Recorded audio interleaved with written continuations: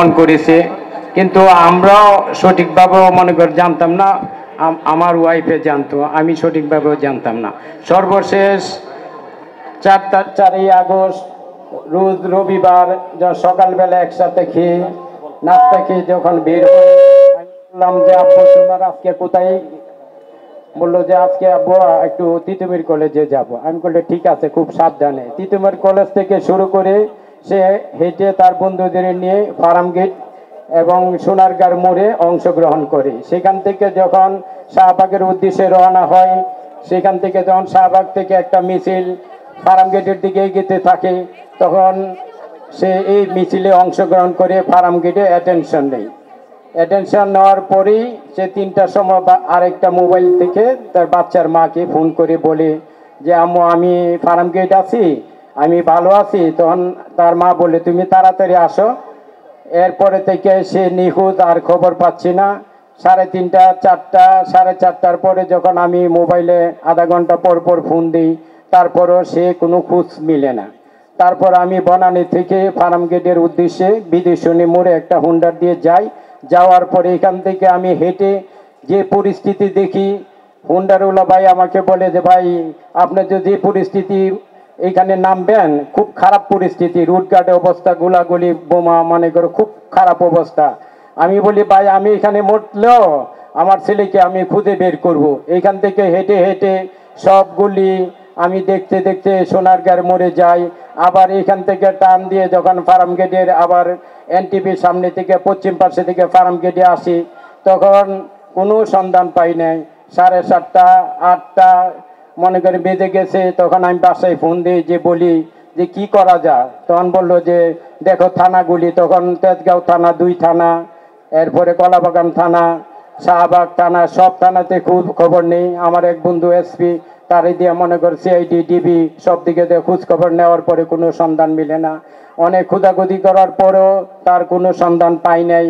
অত্যন্ত মর্মাহিত হয়ে আমি তখন আবার 11:30টার দিকে বাসা, 12টা বাজে আমি মহাখালী বাসা আসি, রাত 12টা। তখন আসার পরে তখন আমার বড় ছেলেটা বলে যে আব্বু কে জানি মনে করো মোবাইলে একটা ছবি দিচ্ছে নেটে, এটা একটু দেখো। দেখার পর আমি ফাইন্ড আউট করি যে আমার ছেলে আর দুনিয়াতে জীবিত নেই, সে মৃত। এখান থেকে আমি প্রতিজ্ঞা করি যে সব হসপিটালে মর্গে আমি দেখতে চাই, সব হসপিটালে এবং পিজি হাসপাতাল শুরু করে এবং ঢাকা মেডিকেলের নতুন পুরাতন ভবন সবগুলি খুঁজে দেখার পরে কোনো সন্ধান পাই নাই। আমি এক এক করে সব কেবিনে এবং মর্গে 17টা লাশ দেখে মুখ খুলে আমি দেখি ফাইন্ড আউট করার যাই কি না, দেখি তো কোনো খবর নেই। সর্বশেষ আমার শালা এবং শালার বউকে যখন যাই সাথে, তখন তাদেরকে বলি যে তোমরা পঙ্গু হাসপাতালে এবং সোহরাওয়ার্দী হাসপাতালে যাও, এইখানে মর্গে দেখো। দেখার পরে মনে করেন আমরা মনে করো খবর না পেয়ে তখন আবার মানব জমিন অফিসে ফার্ম কারণ বাজার সেখানে যাই। সেখানে যাওয়ার পরে তখন 2:30, 3টার মতন বাজে উঠবো, অফিসে উঠবো। তখন আমার শালা বলে যে সোহরাওয়ার্দী হাসপাতালে নাপিতের সন্ধান পাইছি, লিটন ভাই তাড়াতাড়ি আসেন ওইখানে। তারপরে সিএনজি নিয়ে আমি ওইখানে যাই। যাওয়ার পরে দেখি যে আমার ছেলে মর্গে আছে। কান্দাকাটি করতে আমি বুঝতে পারি যে আমার ছেলে মর্গে আছে, এতে কোনো সন্দেহ নাই। তারপরে আমার ওয়াইফ তো আমার বড় ছেলে সবাই আত্মীয় স্বজন মনে করে অজ্ঞান হয়ে গেছে। আমি যে মর্গের যে দায়িত্বে আছে তাকে আমি বলি যে ভাই আমাকে ছেলেটার চেহারাটা একটা দেখান। সে আমাকে বলে যে আপনার ছেলে? আমি বলি জি। আপনি সহ্য করতে পারবেন? হ্যাঁ সহ্য করতে পারবো, যেহেতু ছেলেই মারা গেছে, সহ্য ছাড়া আর উপায় নাই। তখন আমি মনে করেন সুদবিহীন ব্যাংকিং এর আত্মশুদ্ধির পথ এনআরবিসি ব্যাংকের ইসলামিক ব্যাংকিং আল আমিন। ছবিটা দেখি, চেহারাটা দেখি, বক্সের ভিতরে যে অবস্থা দেখি, নাকের থেকে মাথা থেকে শুরু করে এমন এক পর্যায়ে আবার ছেলেকে আঘাত করছে। সে আঘাতে আগে আর কোনো সহ্য করতে পারি নাই, কোনো পিতা কোনো লোক কোনো সহ্য করতে পারে নাই। সে মর্গের লোক বলে ভাই এটি কিন্তু শেষ নয়, আরো কিছু আছে। আমি কিছু আর কি আছে, তখন কাপড়টা যখন খুলে দেই তখন দেখি ঠিক এখান থেকে গুলি করে ওই দিকটা বের হয়ে মাংসের টুকরা বের হয়ে যায় এবং পায়েও মনে করো তার আঘাতের চিহ্ন পাওয়া যায়।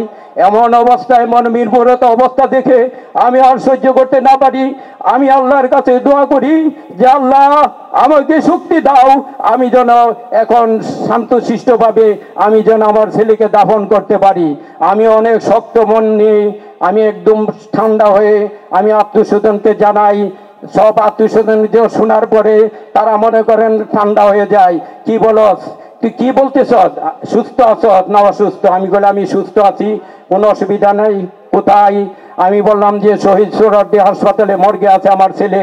তখন 4টার দিকে আমি অ্যাম্বুলেন্সের মাধ্যমে ফ্রিজিং গাড়ি করে দক্ষিণ খান দুবাদে বাজারে চলে যায় আমার নিজ বাড়িতে বাবার কবরের সাথে। পরের দিন 5ই আগস্ট রোজ সোমবার সকাল 9টায় দাফন করি। তখন মনে করে দেখি যখন গোসলের লাশটা যখন তুলি, গোসল করায় আমি আমার ছেলে আরো 2জন লোক ছিল, আমার বড় ভাই ছিল, দেখি এমন অবস্থা সেখান থেকে মনে করে রক্ত বেরোচ্ছে। আমি বাংলাদেশের আপনাদের মাধ্যমে জানাতে চাই, এটাই কি রাজনীতির প্রথম ধর্ম? এটাই কি দেশের স্বাধীনতা? এটাই কি ছিল সার্বভৌমত্ব? এইরকম যেন কোনো নিষ্পাপ নিষ্ঠুরতা না হয়